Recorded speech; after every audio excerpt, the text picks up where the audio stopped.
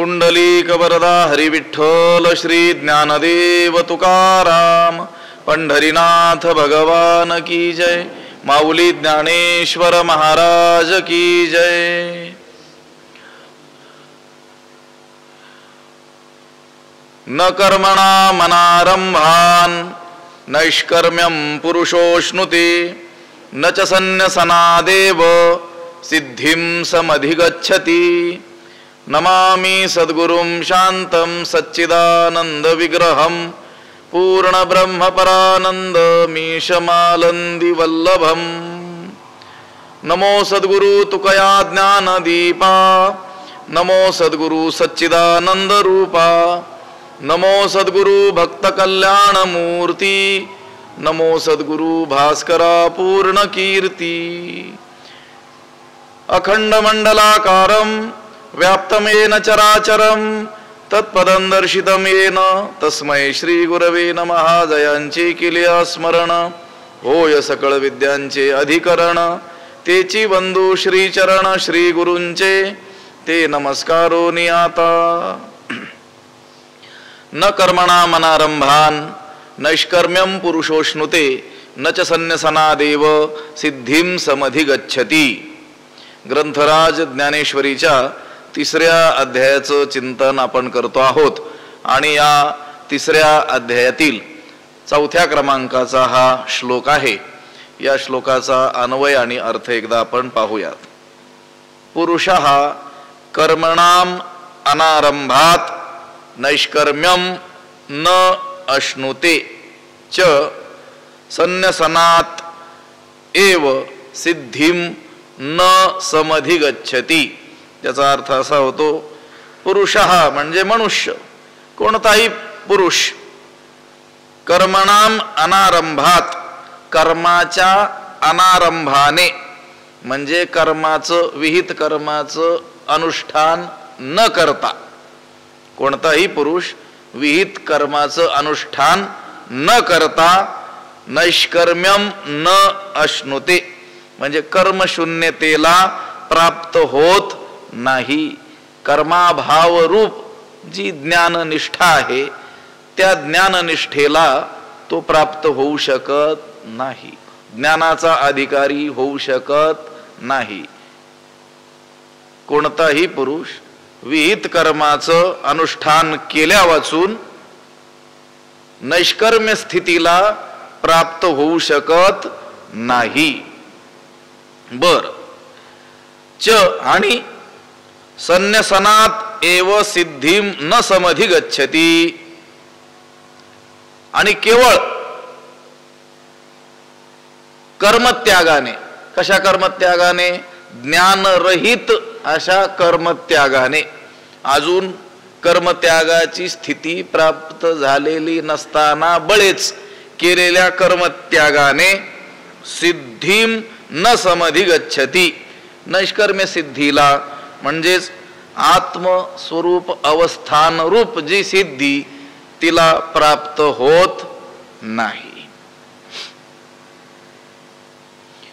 ज्ञानामध्ये ज्ञाननिष्ठेमध्ये कर्माभाव आहे हे नक्की आहे, तेथे कोणत्याही कर्माचा कसलाही संबंध नाही आहे। कुठे? ज्ञानामध्ये ही गोष्ट खरी आहे, पण ती कर्म अभाव रूप ज्ञाननिष्ठा कर्म केल्या वाचून प्राप्त होत नाही।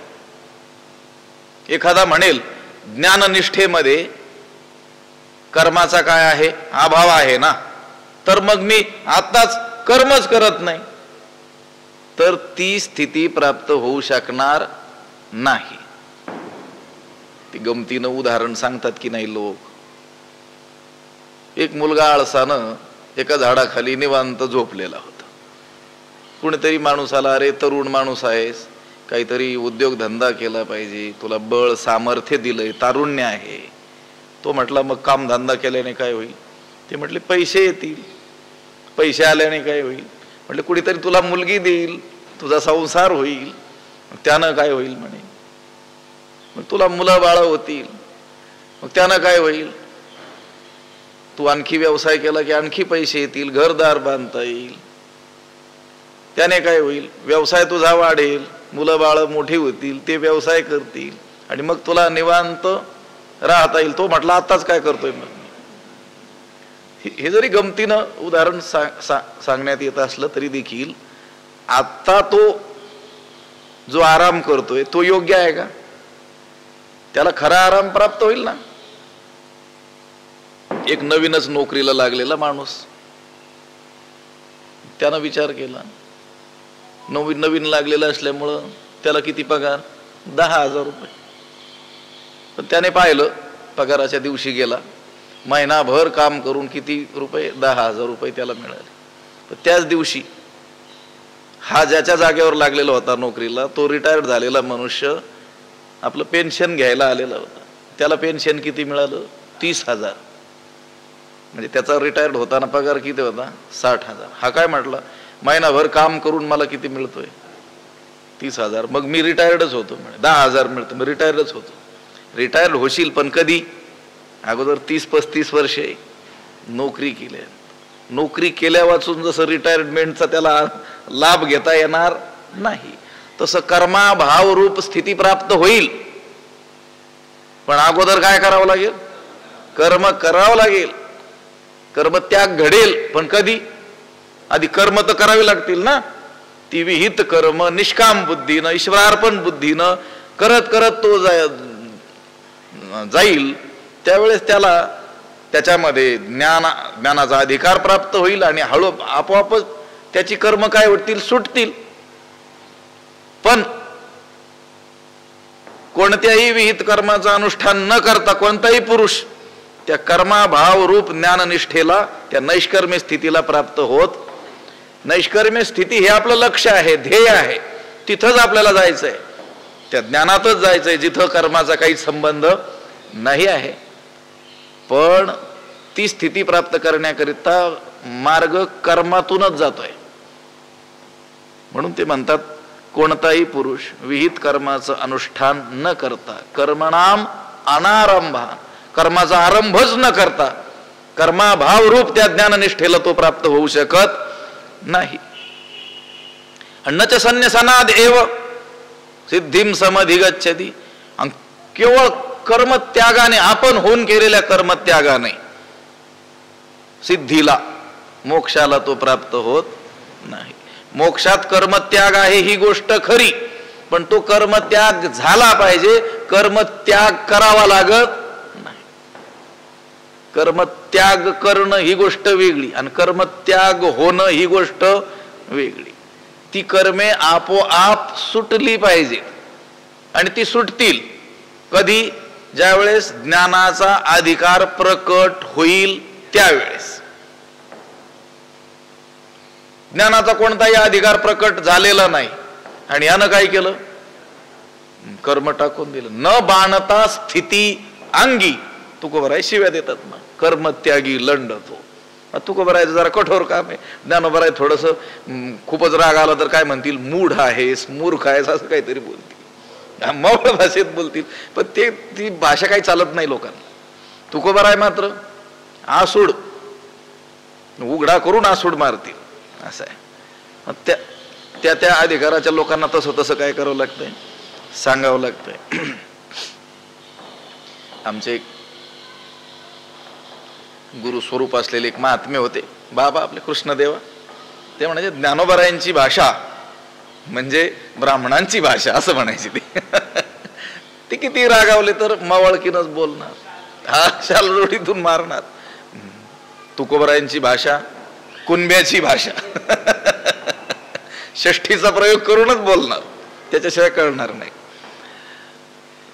श्लोकाचा सरळ अर्थ असा आहे की कर्माला आरंभच न करता, विहित कर्माचं अनुष्ठान न करता कर्माभावरूप ज्ञाननिष्ठेला, त्या नैष्कर्म्य स्थितीला पुरुष प्राप्त होऊ शकत नाही.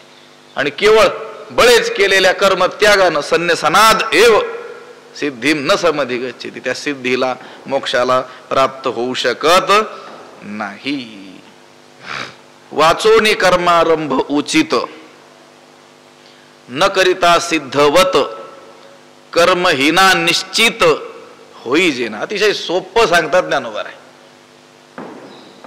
श्लोकही अन्य श्लोकांच्या मानाने तसा सोपाच आहे, पण श्लोकाच्या भाषेपेक्षा देखील अतिशय आपल्या रोजच्या बोली भाषेत ज्ञानोबा आपल्याला समजावून सांगतात. वाचोनी कर्मारंभ उचित, वाचोनी उचित कर्मारंभ न करिताची कर्महीना सिद्धवत निश्चित होई जेना.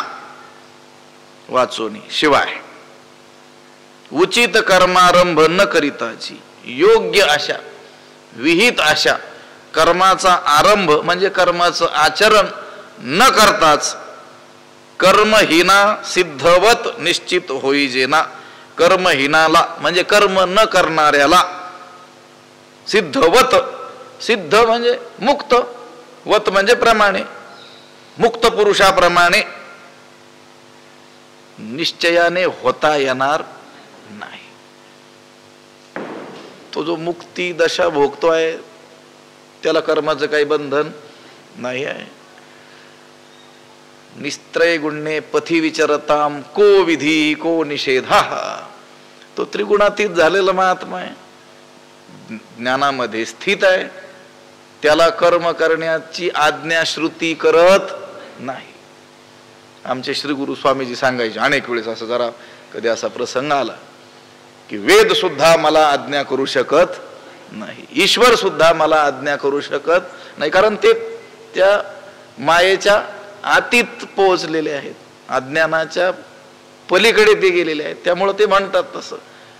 पण तुमच्या आमच्यासारखे जे आहेत की ज्यांना कर्म करण्याची आज्ञा वेद देतो आहे आणि तरी देखील कर्म न करता, कर्माचं अनुष्ठान न करता, जे आपल्याला वर्णाश्रम विहित असं कर्म सांगितलंय की जे कर्म आचरल्यानं आपली हळूहळू चित्तशुद्धी होईल आणि तद्वारा ज्ञानाचा अधिकार काय होईल आपल्याला प्राप्त होईल, ते कर्म न करताच आपल्याला सिद्धवत म्हणजे मुक्त पुरुषाप्रमाणे नैष्कर्म्य स्थिती प्राप्त होणार नाही. कर्महीना सिद्धवत, सिद्धाप्रमाणे मुक्ताप्रमाणे निश्चित होई जेना, खात्रीनं तसं होता येणार नाही.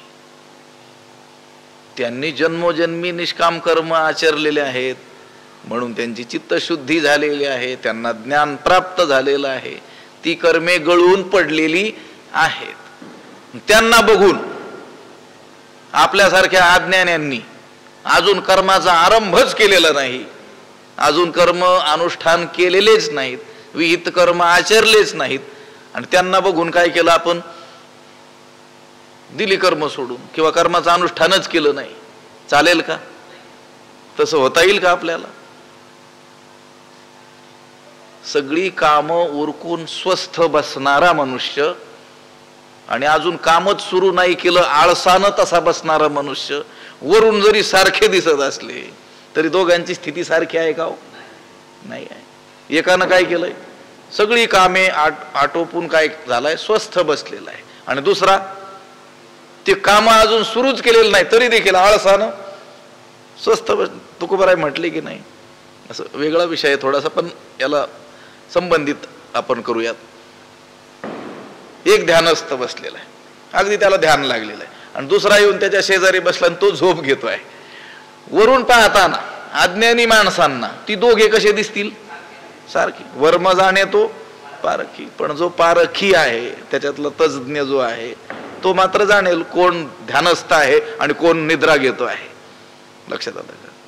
अगदी त्याचप्रमाणे ज्यानं जन्मोजन्मी निष्काम कर्म विहित कर्म जे वेदानं सांगितले ती वेदाची आज्ञा पालन करत करत करत त्या नैष्कर्म्य स्थितीला पोहोचलेला आहे. ती नैष्कर्म्य स्थिती कर्महीना, कर्महीन पुरुषाला निश्चित होई जेना, खात्रीनं त्या सिद्धवत सिद्ध पुरुषाप्रमाणे एकदमच नैष्कर्म्य स्थितीला प्राप्त होता येणार नाही. वाचोनी कर्मारंभ उचित, वाचोनी उचित कर्मारंभ न करिताची. उचित म्हणजे योग्य, म्हणजे विहित.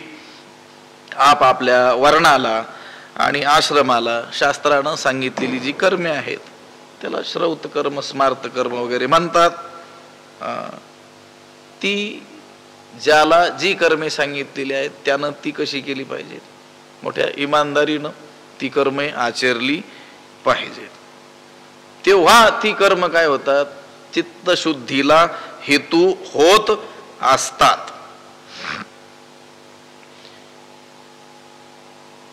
आणि मग चित्तशुद्धीद्वारा पुढे ज्ञानाचा अधिकार प्राप्त होऊन मग तो नैष्कर्मी स्थितीला काय होतो, प्राप्त होत असतो. पण त्या उचित कर्माचा, वर्णविहित कर्माचा आरंभ न करताच कर्महीन पुरुष सिद्धवत, सिद्ध पुरुषाप्रमाणे नैष्कर्म्य त्याला होता येणार नाही. सिद्धवत म्हणजे मुक्ताप्रमाणे, सिद्ध म्हणजे मुक्त, वत म्हणजे प्रमाणे. आता 4 प्रकार आपल्याला ठाऊक आहे की नाही, पामर, विषयी, जिज्ञासू आणि मुक्त. त्या मुक्त पुरुषाप्रमाणे अन्य लोकांना होता येईल का, तो काहीतरी क्रम असेल की नाही. चौथीमध्ये कोण जाऊ शकेल, पहिले 3 वर्ग तर त्याला काय करावं लागतील, उत्तीर्ण व्हावं लागेल ना, तो अभ्यास पूर्ण करावा लागेल, मग तो 4थीच्या वर्गामध्ये काय होऊ शकतो, जाऊन बसू शकतो. तसं ते जो क्रम असेल त्याने 2री 3री पास न करता पहिलीचा विद्यार्थी 4थीत कसा काय जाऊ शकेल, जाऊच शकणार नाही. तसा कर्महीन मनुष्य, अजून कर्माचं अनुष्ठानच ज्यानं केलेलं नाही, त्या कर्मानुष्ठाना वाचून मुक्त पुरुषाप्रमाणे नैष्कर्म्य त्याला होता येणार नाही. ही उभी म्हणजे श्लोकाचा अर्धा भाग झाला. की प्राप्त कर्म सांडीजे येतुलेनी नैष्कर्म्य होईजे, हे अर्जुना वाया बोलीजे मूर्खपणे. अर्धा श्लोक आता आहे.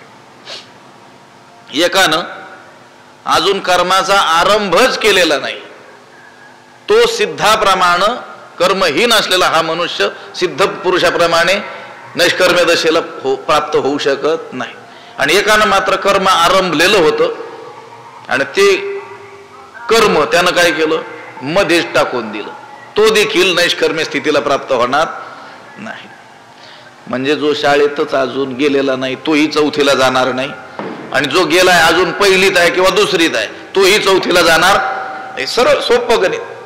जो शाळेतच गेला नाही तोही 4थीला जाऊ शकत नाही, आणि जो शाळेत जायला सुरुवात झाली, नेटकीच सुरुवात झाली, 1लीला गेलाय किंवा पहिली कक्षा उत्तीर्ण केलेली आहे, तो देखील 4थीला लगेच आत्ता बरं का जाऊ शकणार नाही. की प्राप्त कर्म सांडीजे येतुलेने नैष्कर्म्य होईजे, हे अर्जुना वाया बोलीजे मूर्खपणे. अर्जुना की प्राप्त कर्म सांडीजे येतुलेने नैष्कर्म्य होईजे, हे वाया मूर्खपणे बोलीजे. अर्जुना की प्राप्त कर्म सांडीजे, आपल्या स्वधर्मानुसार वर्णाश्रम व्यवस्थेनुसार आपापल्या वाट्याला आलेलं कर्म टाकून द्यावं आणि एवढ्यानंच नैष्कर्म्य व्हावं, हे असं जे बोलणं आहे ना, हे निरर्थक बोलणं, हे केवळ मूर्खपणानं बोललं जातं. ज्ञानावस्थेमध्ये कर्म नाही ही गोष्ट खरी, 4थीची ठाई काहीची करणे नाही ही गोष्ट खरी, पण त्या 4थीच्या ठाई जाण्याकरता त्याला अनंत जन्मात करावं लागलेलं आहे ना. आत्ता तो करताना दिसत नाही आहे, याचा अर्थ त्याने कर्मेच केलेली नाहीत का. त्याची आत्ताची अवस्था बघून आपण लगेच कर्म त्यागून तसं होऊ पाहणं किंवा ती स्थिती प्राप्त होईल असं म्हणणं, हे मूर्खपणानं बोललं जातं. ज्ञानोबराय म्हणतात. मी म्हटलं ना, राग आला तरी काय बोलतील, फक्त मूर्ख म्हणतील एवढंच बोलतील. की प्राप्त कर्म सांडीजे येतुलेनी नैष्कर्म्य होईजे, वर्णविहित कर्म टाकून द्यावं आणि एवढ्यानंच नैष्कर्म्य अवस्थेला प्राप्त व्हावं, हे जे बोलणं आहे ना, हे मूर्खपणानं वाया व्यर्थ बोलणं आहे. मूर्खपणानं बोलणं, हे बोलणं कसं व्यर्थ आहे. प्राप्त कर्म अधिकारानुरूप आपल्या आपल्या स्ववर्णाश्रम धर्मानुसार वाट्याला आलेलं जे कर्म आहे ते प्राप्त कर्म आहे. आता अर्जुनाचं प्राप्त कर्म काय आहे, लढणं, युद्ध करणं, आणि तो त्या प्राप्त कर्माचा काय करू पाहतो, त्या संन्यास करू पाहत होता ना. आता कर्माचरण करता करताच एक दिवस नैष्कर्म्य स्थिती काय होणार आहे, प्राप्त होणार आहे. कर्म टाकायचं नसतं, ते आपोआप गळून पडलं पाहिजे. बळजबरीनं त्याचा काय करायचं नाही आहे, त्याग करायचा नाही. हे पहा, बळजबरीनं जर केलेला त्याग आहे ना, तो काय होतो, अंगलट येत असतो.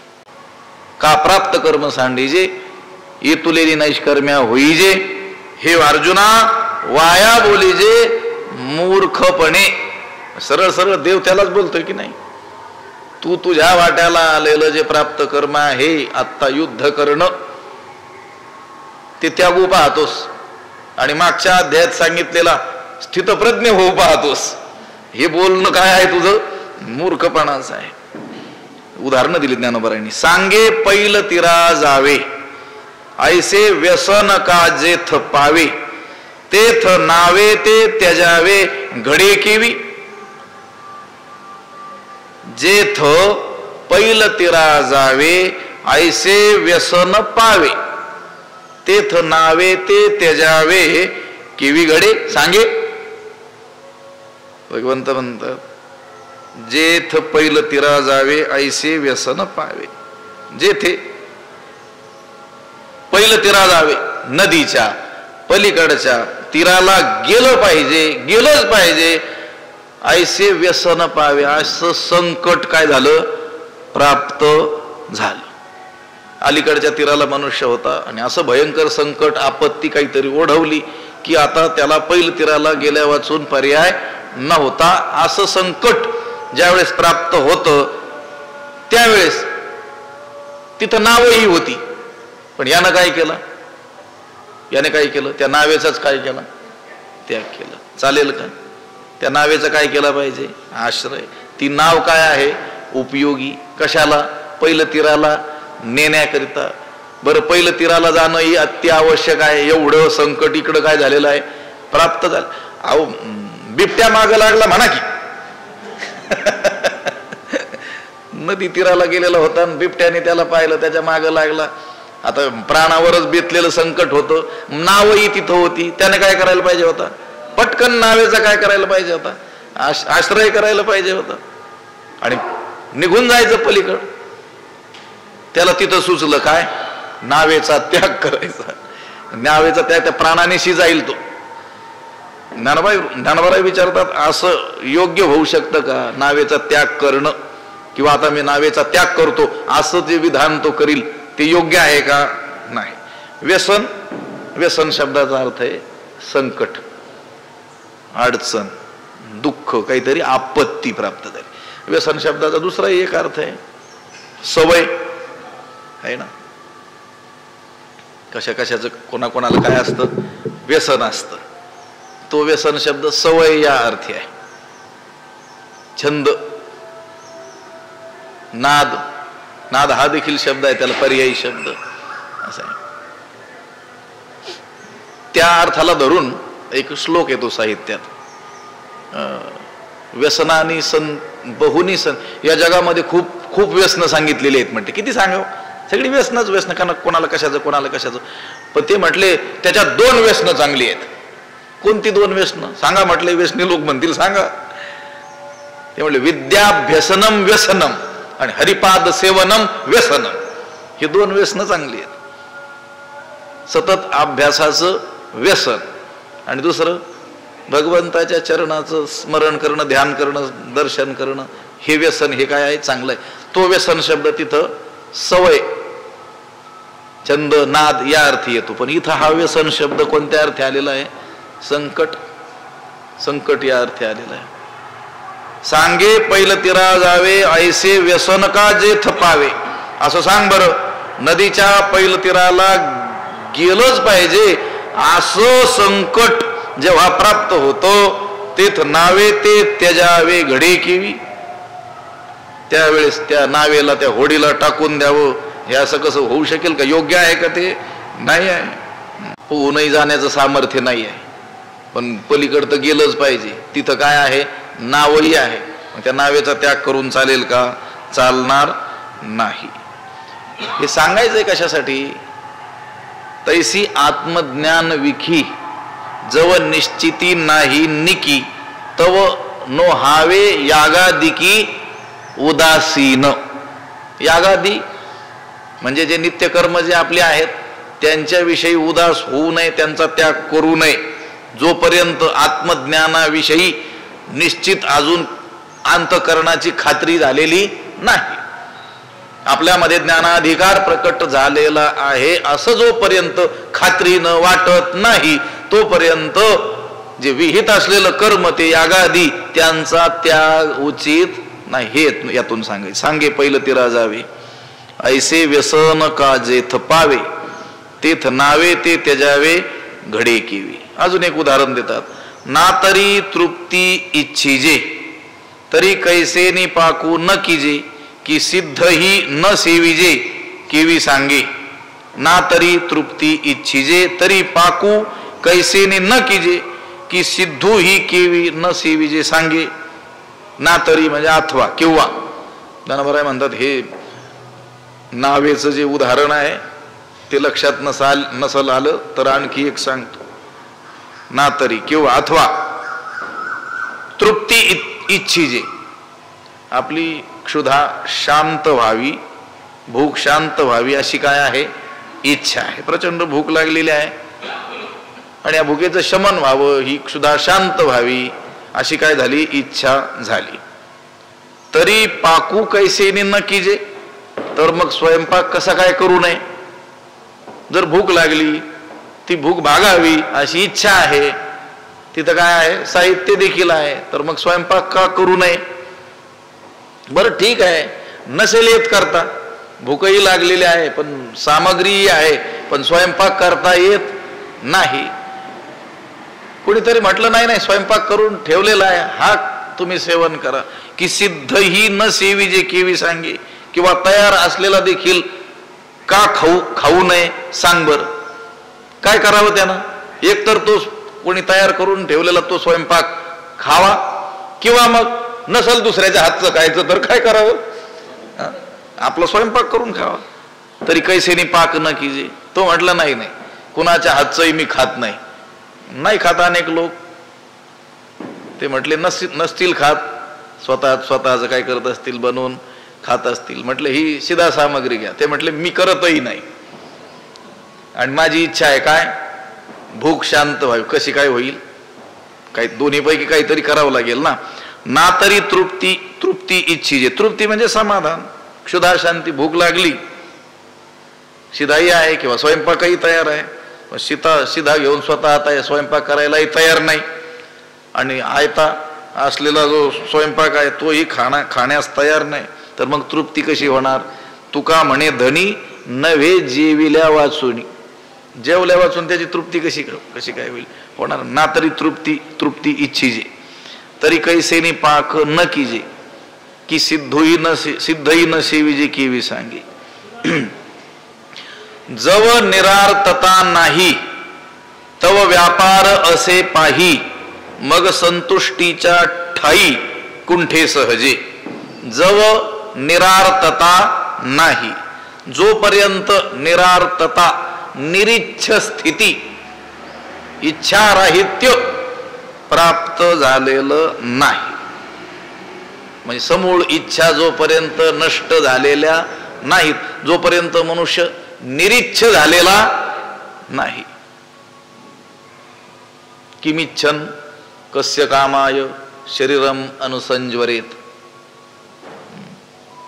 त्यानं ज्यानं जाणलेलं आहे अयम अस्मी ती पुरुषा अनुभवानं ज्यानं जाणलेलं आहे की हा आत्मा म्हणजे मीच आहे तो कशाची इच्छा करील कशासाठी करील त्याला काही इच्छाच राहत नाही. काम नाही झालो पाही रिकामा अशी निरिच्छता जोपर्यंत प्राप्त होत नाही. तसं लोक अनेक वेळेस म्हणत असतात अंतःकरणात इच्छा असते पण वरपांग म्हणत असतात वरपांगी आम्हाला कशाचीच काय नाही. आता त्यांना फार इच्छा असते म्हणणं वेगळं लक्षात आलं का. आणि तशी स्थिती असणं वेगळं. तशी स्थिती प्राप्त झाली पाहिजे ती प्राप्त होते पण जोपर्यंत ती निरिच्छ स्थिती प्राप्त झाली नाही तव व्यापार असे पाही तोपर्यंत कर्म करणं हे राहणारच. तोपर्यंत काय करावं लागेल कर्म करावंच लागेल. संत म्हणू शकतात काम नाही दोनदा काम शब्द आहे की नाही. एका कामशब्दाचा अर्थ आहे प्राप्तव्य आणि एका कामशब्दाचा अर्थ आहे कर्तव्य. आम्हाला कर्तव्य राहिलं नाही. का कर्तव्य राहिलं नाही? आम्हाला प्राप्तव्यच राहिलं नाही. जे काही मिळवायचं ते आम्ही मिळवलं, आम्हाला काहीच मिळवायचंच नाही म्हणून काही करायचंच नाही. आपल्याला मिळवायचंय सगळं, करायचं काहीच नाही. मग तसं काही जुळत नाही. मिळवायचं ना मग करावं लागेल. भूक भागावी इच्छा आहे ना मग काय करावं लागेल? खावं लागेल ना. आयता स्वयंपाक खा किंवा मग करून खा. तो म्हटला मी करूनही खात नाही आणि कुणाच्या आयताही खात नाही, कुणाच्या हातचाही खात नाही, तसं जमत नाही. जव निरार्थता नाही. आर्थता इच्छा, निरार्थता निरीच्छ स्थिती जोपर्यंत प्राप्त झालेली नाही तोपर्यंत तव व्यापार असे पाही. तोपर्यंत कर्म करणं आहेच पाही असं जाणून घे. मग संतुष्टीच्या ठाई कुंठे सहजे. मग संतुष्टी, आत्मतृप्ती, अखंड आत्मतृप्ती, आत्मसंतोष ज्यावेळेस प्राप्त होईल, तो प्राप्त झाला असता मात्र मग कुंठे सहजे कुंठे. हे कर्म काय होतं? सहजे म्हणजे आपोआप, सहजच कुंठे थांबतं. कर्म हे आपोआप थांबतं. कधी? संतुष्टीच्या ठाई. आत्मसंतोष ज्यावेळेस प्राप्त होईल त्यावेळेस. संतांना, संत काय झाले आहेत? आत्मसंतोषी आहेत, आत्मतुष्ट आहेत. त्या परमात्म्याच्या प्राप्तीनं यम लब्ध्वा चा परम लाभम मन्यतेनाधिकं ततः यस्मिन् स्थितो न दुःखेन गुरुणापि विचारले. ते असा आत्मलाभ त्यांना काय झालेला आहे? प्राप्त झालेला आहे. आणि त्यामुळं त्यांचं कर्म देखील काय झालेलं आहे? आपोआप थांबलेलं आहे. मी सांगत होतो काम नाही, काम नाही, आम्हाला प्राप्तव्य नाही आणि कर्तव्यही नाही. त्या पंचदशीमध्ये तो साधक ज्यावेळेस ज्ञानाला प्राप्त होतो, स्वरूपावस्थेला प्राप्त होतो, त्यावेळेस तो धन्यता देतो. कोणाला? आपलीच आपल्याला. मी धन्य आहे, मी धन्य आहे असं म्हणतात. तुकोबाराय म्हणतात की नाही, धन्य मी मानीन आपुले संचित राहिली से प्रीत तुझे नामे. धन्य झालो आता यासी संदेह नाही, न पडे या बाही काळा हाती. तसे उद्गार आहेत, बरेच श्लोक, 5-7 श्लोक आहेत. आत्ताच्या पुरता एक सांगतो तुम्हाला. धन्योहम धन्योहम कर्तव्यम मे न विद्यते किंचित. अर्धा श्लोक आणि त्याच्या अर्धा खालचा आहे धन्योहम धन्योहम प्राप्तव्यम सर्वम अद्य संपन्न. काय अर्थ आहे त्याचा? तो म्हणतो मी धन्य आहे, मी धन्य आहे. का? कर्तव्यम मे न विद्यते किंचित. मला आता कोणतंच कर्तव्य राहिलं नाही. का बरं राहिलं नाही? तो म्हणतो धन्योहम धन्योहम, मी धन्य आहे, मी धन्य झालो. का? प्राप्तव्यम सर्वम अद्य संपन्नम. जे काही प्राप्तव्य होतं ते सगळं आज मला काय झालं? प्राप्त झालं. मग संतुष्टीच्या ठाई कुंठे सहजे. तरी आत्मा दृष्ट नव्हे तव कर्म करणे का ठाई. जोपर्यंत आत्मज्ञान, आपल्याला आत्मदर्शन झालेलं नाही तोपर्यंत कर्म करावंच लागेल. जो निरार्थता नाही तव व्यापार असे पाही. मग संतुष्टीच्या ठाई कुंठे सहजे. जोपर्यंत आपल्याला काहीतरी शिजवायचं आहे, डाळ शिजवायची, काहीतरी शिजवायचं आहे, तोपर्यंत त्या चुलीमध्ये काय करावं लागेल? जाळ घालावाच लागेल. कुठपर्यंत? शिजेपर्यंत. आणि शिजल्यानंतर, शिजल्यावरही जाळ वाया जायची ती मूळ. आता कशाला जाळ घालील? कारण शिजलं. तसं ज्याला आत्मज्ञान प्राप्त झालं, त्या आत्मज्ञान प्राप्ती करिता तर त्याने विहित कर्माचं काय केलेलं आहे? अनुष्ठान केलेलं आहे. निष्काम बुद्धीनं, ईश्वरार्पण बुद्धीनं. आता त्याला ते आत्मज्ञान प्राप्त झालं, आता कशाला तो कर्म करील? ते कर्म आपोआपच काय होतं? थांबतं. जव निरार्थता नाही तव व्यापार असे पाही. मग संतुष्टीच्या ठाई कुंठे सहजे. हे पहा, जोपर्यंत तृप्ती होत नाही तोपर्यंत साधनं आपल्याला लागणारच आहेत. पण तृप्ती झाली या जैसी साधने सरती आपैसी. देखे आत्मतुष्टी तैसी कर्मे नाही. जो आत्मतुष्ट आहे त्याला कर्म नाही, त्याला विधानही करत नाही शास्त्र. मगाशी बोलून गेलो मी. शास्त्र त्याला विधी करत नाही, निषेधही करत नाही. हे कर असंही म्हणत नाही. तो काही करत असेल तर हे करू नको असंही म्हणत नाही. कारण तो पलीकडे पोहोचलेला आहे, प्रकृती भावाच्याही तो पुढे पोहोचलेला आहे. त्याची जी कर्मे होतील ती बाळकाची चेष्टा जशी बाळकाची चेष्टा चालते, तो काही जाणीवपूर्वक काही हालचाल करतो का तो बालक? नाही, त्याप्रमाणे त्याची कर्मे होत असतात. नाहीतरी मुक्त पुरुषाची स्थिती सांगताना 2-3 अशी देतात की नाही उदाहरणं. बालोन्मत्त पिशाच्यवत, एकतर बालकासारखं, उन्मत्तासारखं, वेडा माणूस केव्हा काय करेल काही सांगता येत नाही, किंवा पिशाच्यासारखं किंवा पिशाच्य लागलेल्या माणसासारखं केव्हा काय करील काही सांगता येत नाही. तसा तो महात्मा आहे, त्याच्या मनात आलं तर करील तो कर्म. श्रुतीनं काही त्याला आज्ञा दिलेली नाही, त्याला त्याच्यासाठी कर्म करण्याची काही आवश्यकता राहिलेली नाही. मग संतुष्टीच्या ठाई कुंठे सहजे, जव निरार्थता नाही तव व्यापार असे पाही. पण आपल्याकरता काय महत्वाचं आहे, जोपर्यंत आपली निरीच्छ स्थिती प्राप्त झालेली नाही, अजून अंतकरणामध्ये काही ना काही इच्छा आहेत, तोपर्यंत आपल्याला कर्म हे आहेच आहे. जव निरार्थता नाही तव व्यापार असे पाही, मग संतुष्टीच्या ठाई कुंठे सहजे. म्हणून ऐके पार्था जया नैष्कर्म्यपदी आस्था, तया उचित कर्म सर्वथा त्याज्य नोहे. म्हणून पार्था ऐके जया नैष्कर्म्यपदी आस्था, तया उचित कर्म सर्वथा त्याज्य नोहे. म्हणून पार्था, म्हणून हे अर्जुना, ऐके ऐक, जया नैष्कर्म्यपदी आस्था, ज्याला नैष्कर्म्य स्थितीची तीव्र इच्छा आहे. परमहंस स्थितीची काय आहे? इच्छा आहे. मुक्त अवस्थेची काय आहे? इच्छा आहे, तीव्र इच्छा. बरं, मुक्त व्हावं वाटतं, दे रे हरीण खाटल्यावर, तसं नाही. त्याच्यासाठी त्याची कसलीही काय आहे? तयारी आहे. जे शास्त्र सांगेल ते सगळं करण्याची त्याची काय आहे? तयारी. परत एक सांगतो, आमच्या श्री गुरु स्वामीजींनी सांगितलं होतं, माझ्या आध्यात्मिक शिक्षणाची सुरुवात, आरंभ हा बऱ्याच उशिरा झाला. त्या मानाने त्यांनी सांगितलं, मी 40व्या वर्षी या शिक्षणाचा काय केला? आरंभ केला. 40व्या वर्षापर्यंत तर लोक विद्वान होऊन जातात. 15व्या, 16व्या, 18व्या वर्षी शिक्षणाला साधारणतः काय होतं? आरंभ होतो. 10वी 12वी शिकल्यानंतर लोक आध्यात्मिक शिक्षण घेण्याकरिता जातात. आता काही अतिभाग्यवान असतील, ती बालपणापासून, जसे आपल्याकडे हे विद्यार्थी आहेत ते अतिभाग्यवान, जर टिकतील शेवटपर्यंत तर बरं का, कारण त्यांचं भाग्य थोर. अगदी बालवयात कौमार आचरेत प्राज्ञ धर्मान भागवतान इह, त्या प्रल्हादाचे उद्गार आहेत. या भागवत धर्माचं आचरण कुमार अवस्थेपासून केलं पाहिजे, म्हणून ती भाग्यवान आहेत. पण जर पुढे शेवटपर्यंत टिकतील तर. पण आमचे श्रीगुरु सांगायचे, माझा आरंभ कितव्या वर्षी झाला?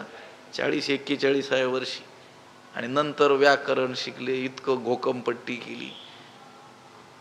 पण ते म्हटले, माझी एकच इच्छा होती, मला काय व्हायचं? मुक्त व्हायचं.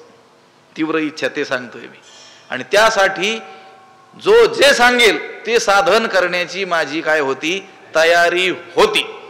त्यांनी 40-41व्या वर्षी नर्मदा काठी लघु सिद्धांत कौमुदी घोकून पाठ केली. वेड लागल्यासारखं पाठ करत होतो म्हणे मी. ती पोळ्या लाटता लाटता, लाकडं फोडता फोडता, कपडे धुता धुता. ज्याला ती खरोखर तळमळ असते तो माणूस, त्या मार्गातील जे जे जाणकार आहेत ते जे सांगतील ते करण्याची त्यांची तयारी असते. त्यांनी श्रेष्ठ महापुरुषांना विचारलं, त्यांना शरण गेले आणि सांगितलं, मला एकच इच्छा आहे. काय करायचं? मला मुक्त व्हायचं. मग त्यासाठी तुम्ही जो मार्ग दाखवाल त्यानं चालण्याची माझी काय आहे? तयारी आहे. हे पहा, म्हणून ऐके पार्था जया नैष्कर्म्यपदी, त्यांना नैष्कर्म्य पद प्राप्त व्हावं ही काय होती? तीव्र इच्छा होती. अशी ज्याला आहे, तया उचित कर्म सर्वथा त्याज्य नोहे, त्यानं विहित कर्म मुळीच टाकू नये. जे जे कर्म आपल्या वाट्याला आलेलं आहे ते कर्म केलंच पाहिजे. तो कर्म त्याग घडेल, आपोआप होईल पुढे चालून चालून. पण आता मात्र त्यानं मनानं आपण होऊन, अधिकार अजून आलेला नसताना, न बांधता स्थिती अंगी, अजून स्थिती अंगी बांधलेली नसताना कर्माचा त्याग करू नये. म्हणून ऐके पार्था जया नैष्कर्म्यपदी आस्था, तया उचित कर्म सर्वथा. सर्वथा म्हणजे मुळीच, केव्हाही त्यानं त्या उचित कर्माचा काय करायचा नाही, त्याग करायचा नाही. हे पहा, आपण जी वारकरी मंडळी आहोत, आपण एका दृष्टीने काय आहोत, त्या मोक्ष मार्गावरचे साधकच आहोत ना. कोणी ब्रह्मचारी असतील, कोणी गृहस्थी असतील, पण आपण सगळे कोण आहोत, वारकरी आहोत म्हणजे साधक आहोत. आपण काय सिद्ध आहोत का, नाही. पण सिद्ध महात्म्यांच्या आज्ञेनं त्या वाटेनं आपण चालणारे एक पथिक आहोत. तर मग आपल्याला जे उचित कर्म, आता आपल्याला वारकरी म्हणून काय वाट्याला आलेलं आहे, आपल्याला जी साधना, वारकऱ्यांची जी साधना असेल, वारी, रोजचे नित्यनियम, त्यांचा त्याग कधीही करू.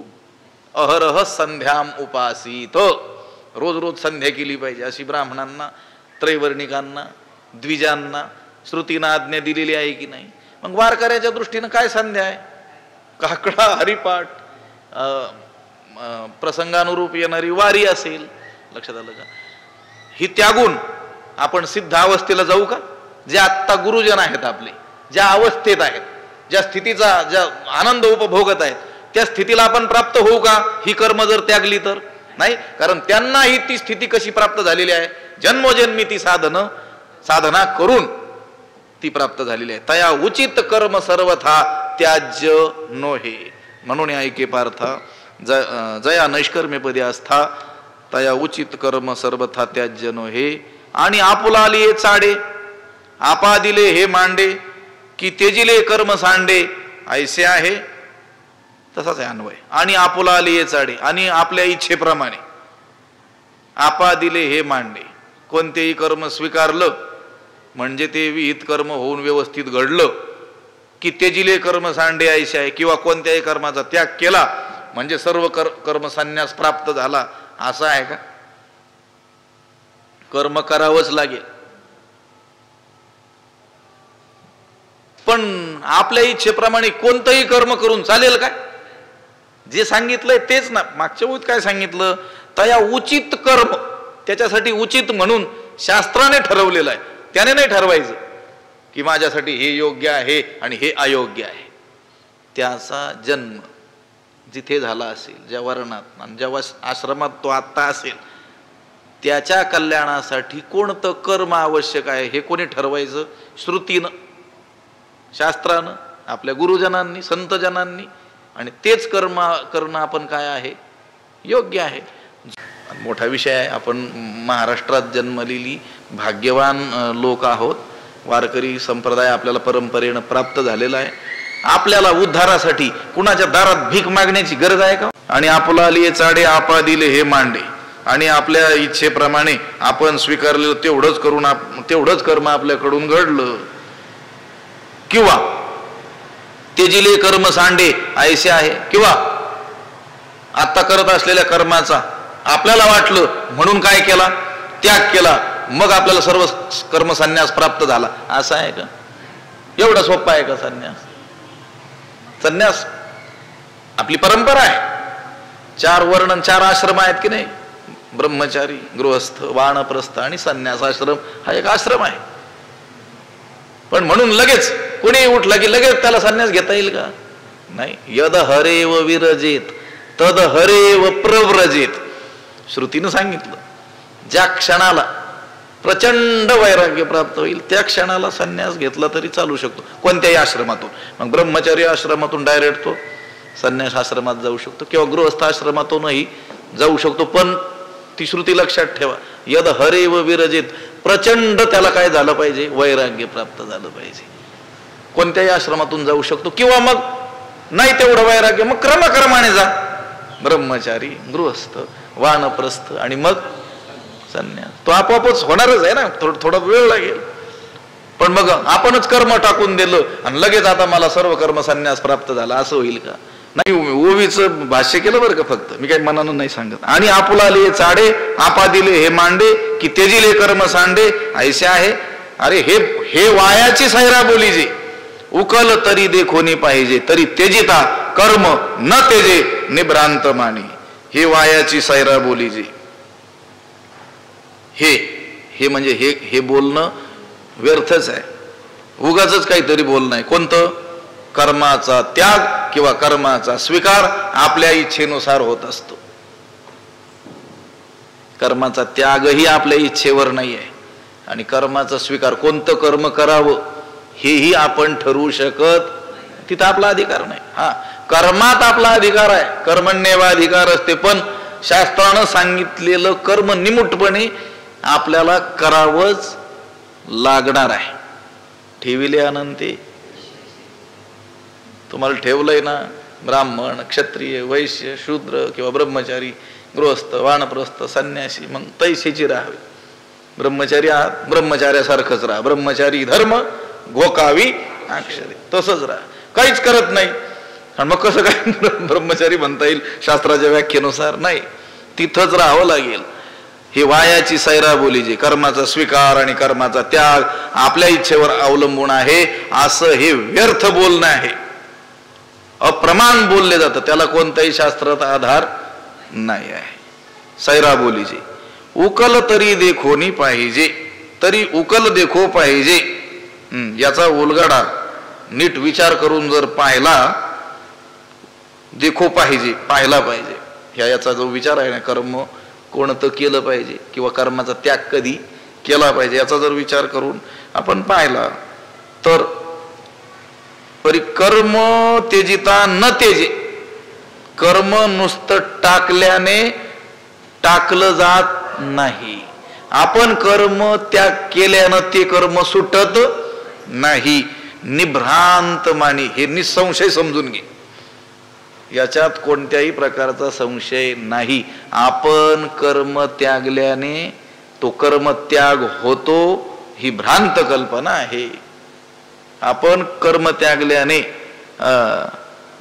वस्तुस्थिती काय आहे की कर्म टाकलं असता ते टाकलं जात नाही. एखाद्याने बळजबरीनं बाह्य कर्माचा काय केला, त्याग केला, तरी देखील